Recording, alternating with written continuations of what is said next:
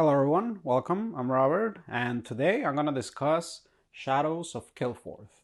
And if you've been watching my content recently, you know that I made a Gloom of Kilforth video and a Call of Kilforth video. So this is actually the second title in the series, and I kind of ended up acquiring the titles out of order and playing them out of order. So I first played Gloom, and I do really like the title. Then I played Call. I do also really like it. I had a couple issues with it, so feel free to watch that video if you want to find out more. But I still do really love both titles, and it kind of felt a bit incomplete that I had the first one and the third one. I kind of kept telling myself, why do I need the second title? But I do really like the game so much that I couldn't help myself, and I went ahead and got Shadows as well. Okay, it is the second in this. This is the second in the series, like I said. And in case you haven't played any of the Gloom of Kilforth games, I'll give you a brief overview of what this game is about. So this is an adventuring RPG. It's card driven, and you're gonna generate a map with random a deck of location cards, and you're gonna pick a character, a class, and you need to defeat an ancient, right? And you're also gonna pick, okay? And you're gonna have there's a knight deck that has about 25 that has 25 cards, so you have about 25 days. It acts as your timer, and that's what you use. That's what you use to keep track of time. And you're gonna explore the land. You're gonna defeat enemies and complete quests and meet strangers. And you're gonna progress like that, acquiring items, allies, spells, and getting stronger until you reach your saga finale. Okay, you'll also choose a saga, and when you go through your 4 chapters of your saga, you're then gonna face the ancient and try to defeat it, right? So that is consistent across all 3 titles, right? That's the summary of what happens. Okay, so how does Shadows differ from the other 2? So Shadows, it has a Oriental Asian theme, okay, and also it is an increase in difficulty over Gloom of Kilforth, and now that I've actually played Call of Kilforth, I'll say it's more difficult than Call of Kilforth as well. All right, so let's discuss what I've done. All right, what my experience with this has been, what I've actually played before I proceed. So I have played 4 games, all right, against different ancients, and I only won 2 of those games. All right, I do tend to have a pretty good win rate with this game, but the increase in difficulty was noticeable for sure. But yeah, I only won 2 of those games, and so I played 4 games, and I played with all expansion content thrown in. All right, and this has been the case with every Kilforth game that I've played to date. I've learned since that typically adding the expansion content increases the difficulty even more. But when I bought Kilforth originally, it already had all the expansion content thrown in there. So that's just how I've been. It was a second-hand copy, so that's just how I've been doing it. Every time that I bought one of these. All right. So when I bought Call of Kilforth, I just throw everything in the kitchen sink. I added it all in. From my perspective, I simply thought that it added more variety, but it does seem to have an effect on difficulty. All right.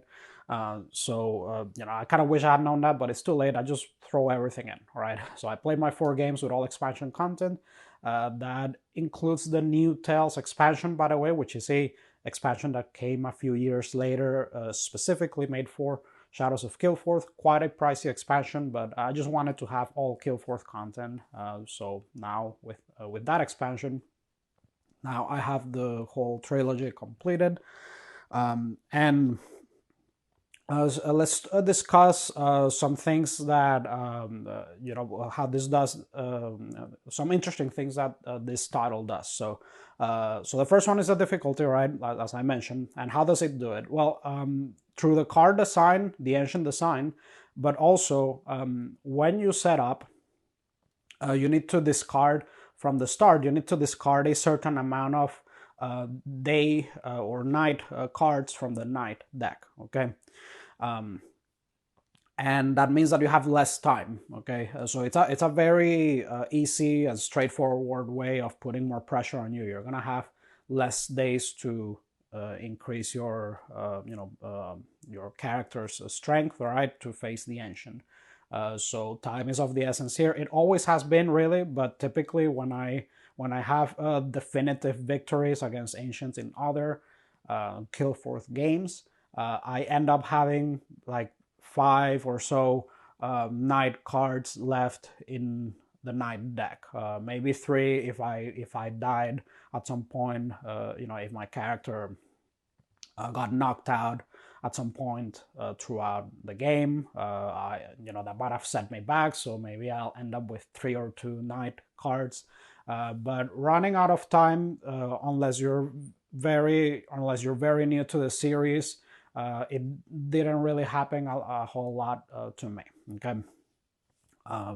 So yeah, that's one way, and you can adjust. So when you set up, after you doing all the standard setup stuff, you can choose. If you want it to be a bit easier, you only discard 1 night card. Okay, but the standard is discarding 2 night cards, so you have 23 days. All right, so you have less time here, and that does make a significant impact on difficulty.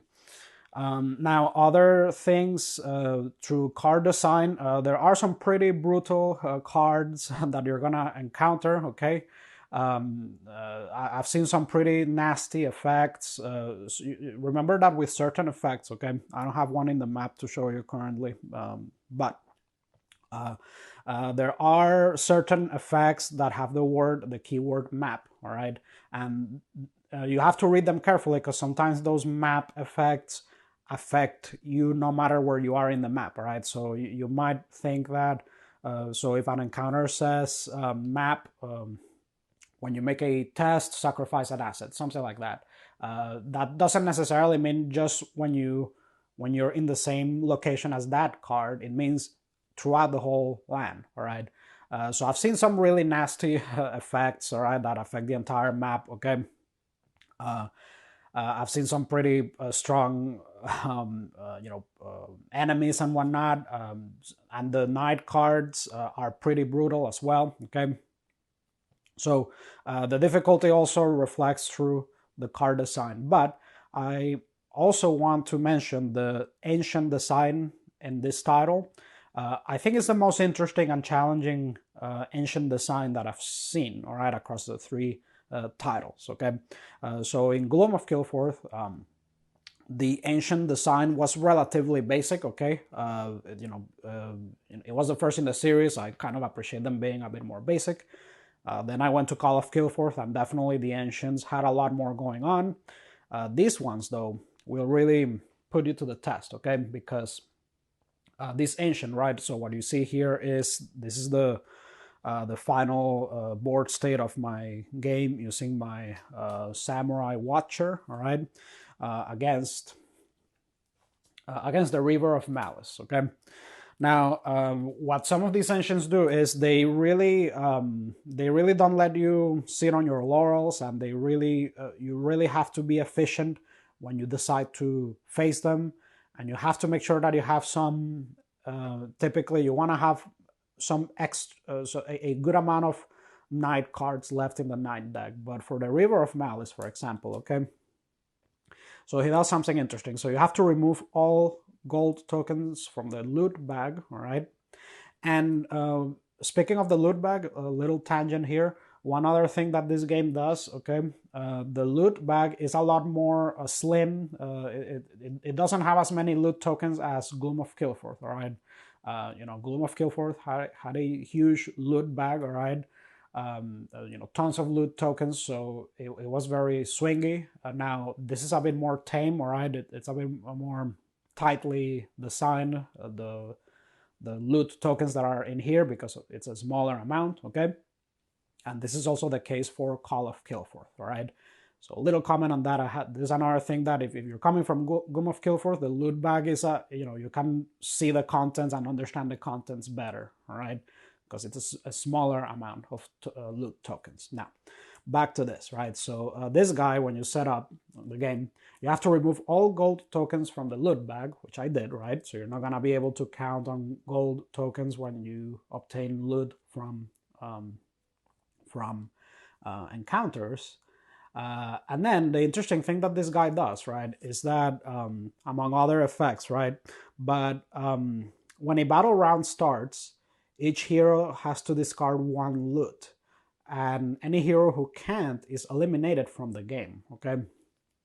So this guy, before I faced him, I had to make sure I was stacked with fully stacked with 6 loot tokens. Those 3 loot tokens you see there were the ones that were used throughout the fight. I ended up defeating him within 3 rounds, all right, so it went well. This was my one definitive victory in my 4 games that I played, all right. I had plenty of cards left in the night deck, and I even had 3 remaining loot tokens, okay. So I defeated him pretty definite, it was a pretty definite victory, all right. So yeah, that's one of them. Let me show you a couple more ancients, all right, because they really do have interesting effects here. So another one that I faced, I ended up losing, okay. Actually, no, I think I won against her, all right. But this is a Scion of Sorrow, and you'll notice that I have the spicier card designs that I implemented in the dark shadows that I implemented, but this one has a card design that's a bit much. I don't even know if I can show that on screen. So this is the one that comes in the box, but there is an alternate art version that's spicier for this card, okay, for Sign of Sorrow. But now, Sign of Sorrow, when a battle round ends, the Sign of Sorrow relocates to another location, and she's pretty tricky because that means that remember that when an ancient is in a location, if you move to a location, right, you still have to draw an encounter deck, so that sets you back, all right. So you have to make sure that you have contingencies for that, okay. The Sign of Sorrow is gonna make you move around the map and potentially make you draw more encounter cards, and you can't really assault the ancient until you clear any encounter cards in their location, okay. So she's pretty tricky. If I remember correctly, I did beat her, but yeah. So very interesting design. There's also another one here, Render of Flesh. I did not go up against. I'll tell you who I went up against because I played 4 games, right? You would think that I did one against each of the 4 in the box, but I have the New Tales expansion. So I actually, instead of him, I went against one of the ancients from the New Tales expansion. I'll tell you in a second. But for Bishop of Pride, which is the other one that I actually lost against Bishop of Pride. So when a battle round starts, you have to draw and discard a night card. That is pretty brutal, all right? So if if you don't roll well during combat, and luckily he has the lowest health out of all the ancients, right? But every battle round you have to discard a night card, so that's pretty brutal. You have to make sure you have a nice stack of night cards before you face this guy. Okay, I did end up losing against him. So very, very interesting, very brutal ancient designs. Now with the Dark Tales expansion, you get even more. All right. So what you do with this is, so you get new ancient cards, and you basically just use the same plot cards with the existing ancients, right? So you get a new mountain centric ancient, and for every other location type, there's a new ancient, right? I went against the Dragon King, okay, and I played a. Let me show you some of the class cards because they are pretty cool here. Sorry, race and class cards. So against the Dragon King, I used a Were Tiger. Okay, pretty cool. Pretty cool stuff. So you have Seraph, Spirit Walker, Were Tiger, Faye. Some of the new Tales expansion stuff is thrown in there. Well, all of it really. So you do keep that in mind. Okay, but you get some really cool classes like Veilborn and Were Tiger. So this Were Tiger game that I played against the Dragon King, I think is the worst game like RNG wise that I've played across all three titles. Everything, so many things went wrong in that game. My dice rolls were awful. I was even then I was just like one round away from killing the dragon when I faced it, but I died at some point throughout the game, so that sent me back. And also there were multiple instances of me rolling like 9 combat dice and only landing 1 hit, and then the enemy would roll like 5 dice and land 3 hits. So like that happened a lot, and I'm not saying that happens all the time. It does happen every now and then, but it happened an abnormal amount of times during that game. So my RNG was awful that game. But anyway, so still fun. All right. So that's how this game does things differently. There's also it introduces a couple other things, right? So those are the difficulty aspect. Now there's a couple new mechanics as well. All right. So there's location abilities. All right, which were not really other than the locations that have direct that are linked, so that you can move. There's for Gloom of Kilforth, there's a pair of locations that are linked together, right? You can move across the map to each other. Okay, that is also the case here, but there's now location abilities that you have to pay close attention to. Okay, so there's locations where when you enter that location, you gain an action point, for example, and then there's certain locations where if you enter them, you lose an action point. Okay, or also the way that when they're flipped to Gloom side, some locations, it used to be across the board -1 health point on all locations coming from Gloom of Kilforth, but now it's distributed a bit differently. There's this one location where you actually gain 3 points when it falls to Gloom. You gain 3 health, but you have to draw a night card, all right? So there's a drawback to that. There's locations where you actually don't lose any life, so it'll just have a hyphen, so you don't lose or gain any. There's locations where it's -1, -2, so the distribution of life loss or gain when a location is flipped to Gloom is different. It's not as static as just -1 across the board like it was in Gloom.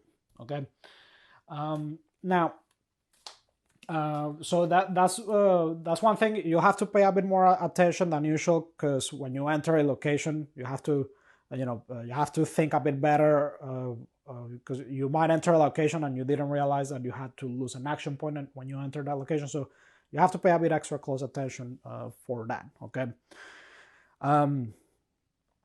So that's another new thing. There's also interludes, saga interludes. Okay. So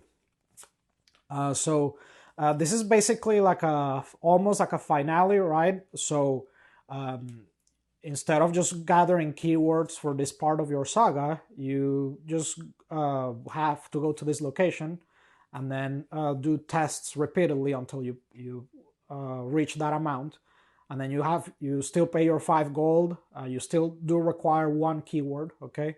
But it's like a almost like a finale, right?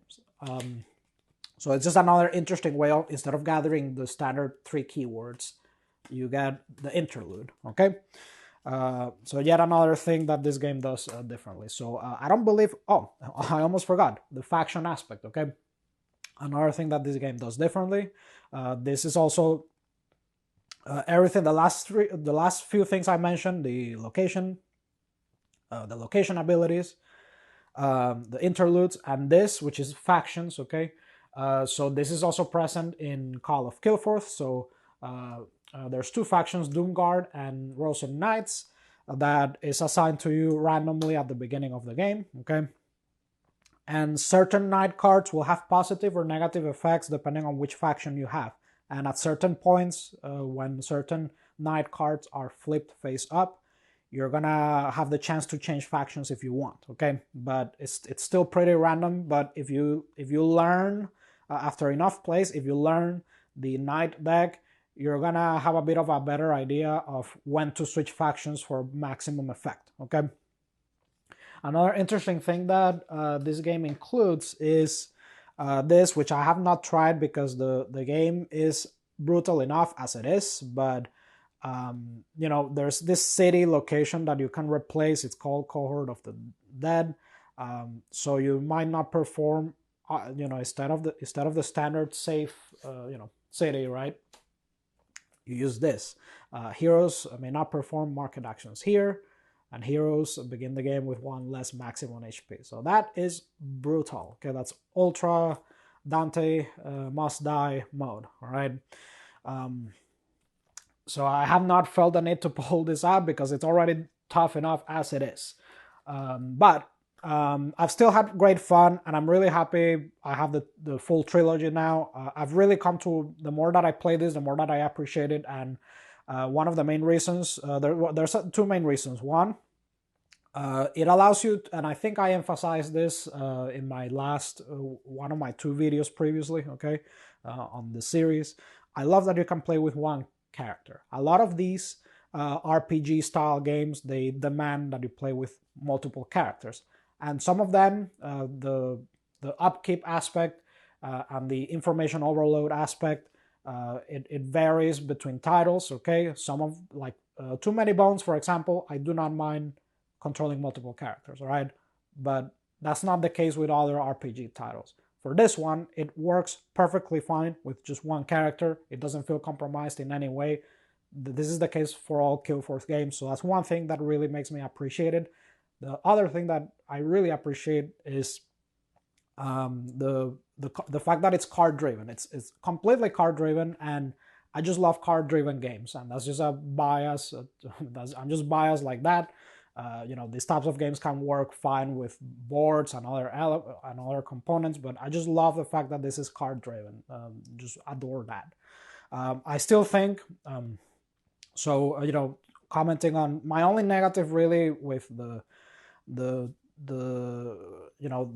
these titles in general, I still think that the rules are such a pain to learn. And even then, this is like my 20th game in the last, with this game. This was, I would say this is my 20th game across all titles in total. There's still things that I learn, and there's still weird interactions that I find that I have to go on Board Game Geek and look, and sometimes it can be a bit tough to find the answer, just because I'm trying to find a rules question based on a certain keyword, but then then it gets modeled with other search results, so it can be tough to find the answer to certain rules interactions. Okay, so this system is just a bit of a pain to learn, but once you do, it's just wonderful. And I've made a cheat sheet for it. Okay, I think I'll try to publish it later. I need to clean it up a bit. Hopefully it'll help other people learn the game a bit better. I need to clean it up a bit, but as I mentioned in a previous video on how I learn complex board games like this, there's a cheat sheet that I make for games of this type, and I've made one that I think is pretty great, that has those key things that can easily be forgotten. And this is across all three titles. After playing all three titles, I've come up with this couple-page long cheat sheet that I'm hoping to publish, and eventually when I do, I'll leave a link. Okay. But after all that experience, I feel pretty comfortable with the system.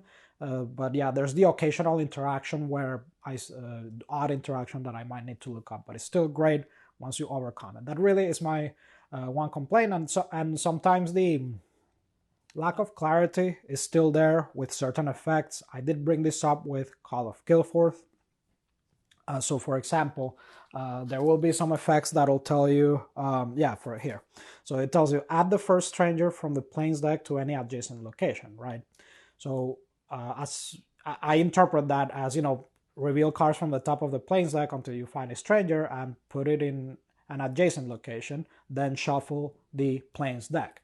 I think that would have been a lot clearer, but that's a lot more words.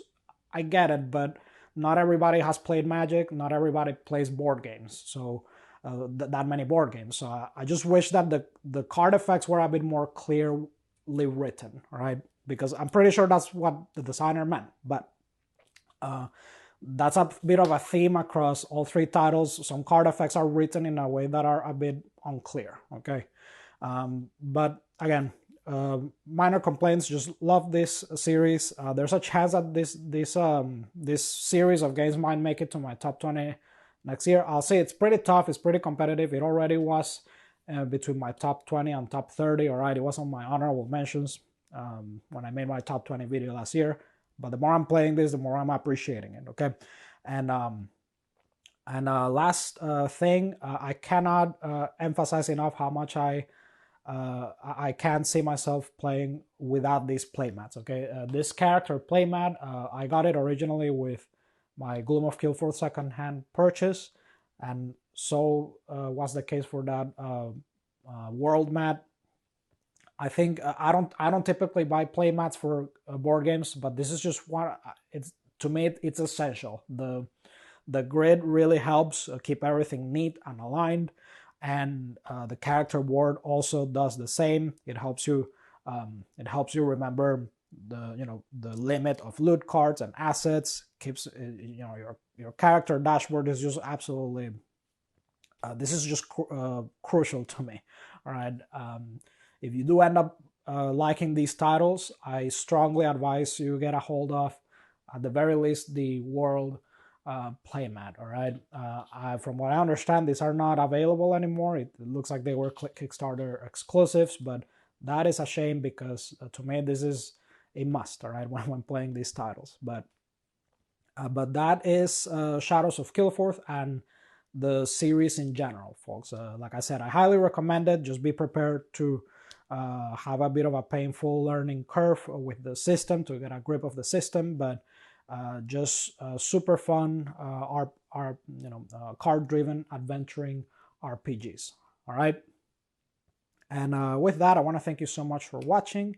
If you have any comments, questions, feedback, go ahead and put them in the comment section. If you enjoyed this content, make sure to like and subscribe, and I'll see you in the next one.